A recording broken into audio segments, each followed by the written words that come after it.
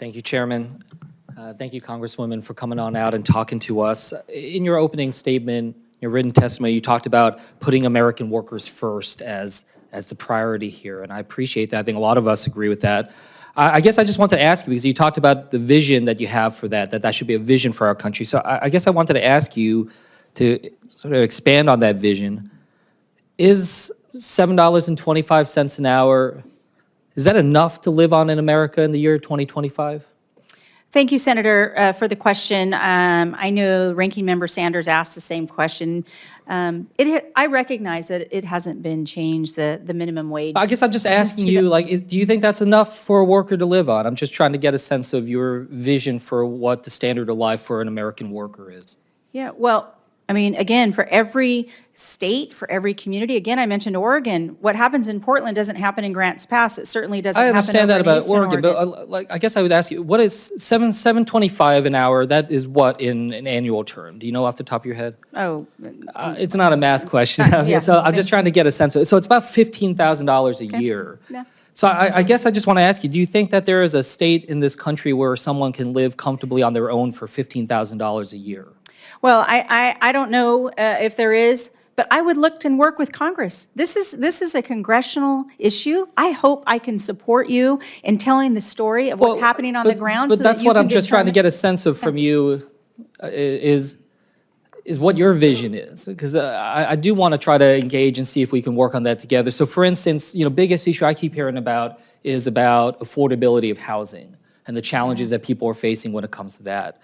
So again, I'm just trying to get a sense of where you're at on this. Like, do you have a sense of what percentage of someone's salary should go towards housing? Is there an upper limit in your mind of where you'd like to see that? Well, I know oftentimes they talk about, if it's 10%, 20%, but here's my commitment, Senator. My commitment to you is to tell that story. I will come out and visit every state's and understand what's important to them and tell that story not only to the president, but also work with members of Congress. And if you all see fit, I will fully and fairly enforce the minimum wage laws that you all see fit and work together. I know, again, it needs to be a conversation between us here. It's I mean, important. it's not just on us. You're going to be somebody who's supposed to be fighting for the American worker. Is 50% of someone's salary too high in terms of what goes towards housing?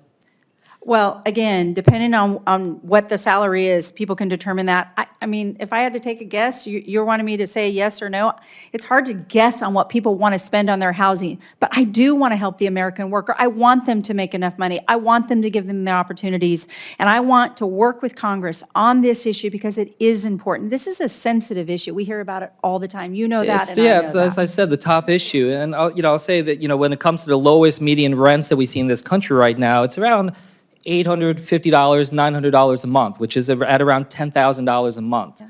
And these are in some of the states where, again, the minimum wage is $15,000 a year. So talking about 2/3 of their salaries. When it comes to paid leave, I mean, I know a colleague of mine was going to raise this. We were able to move forward on government employees. I wanted to just get a sense, do you believe that all American workers are entitled to paid leave? Again, we don't have a federal paid leave. Should we? Well, that again, I know as a Department I'm just trying to get a sense of your vision. I get it. You're not a lawmaker anymore, but I'm just trying to get a sense of what you're going to be fighting for. What's your vision for the American worker? Well, my vision for the American worker is to achieve the American dream. I understand that, but is a part of the American dream paid leave for all workers?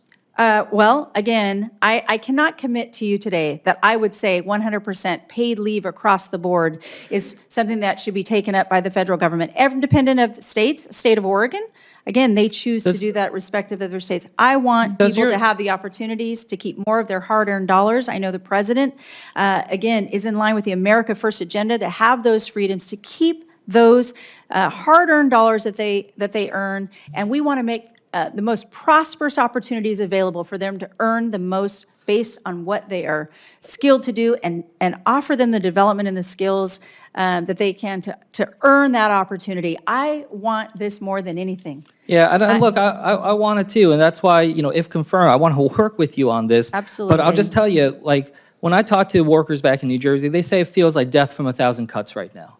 There's housing, there's healthcare, there's so many other things. They're working 2 to 3 jobs just to be able to get by. They're not asking for the moon. They're just asking to be able to live a life of dignity and decency. And I hope that we can at least be able to stand up and say that that's what we're going to fight for. I yield back. Thank you, Thank you, Senator.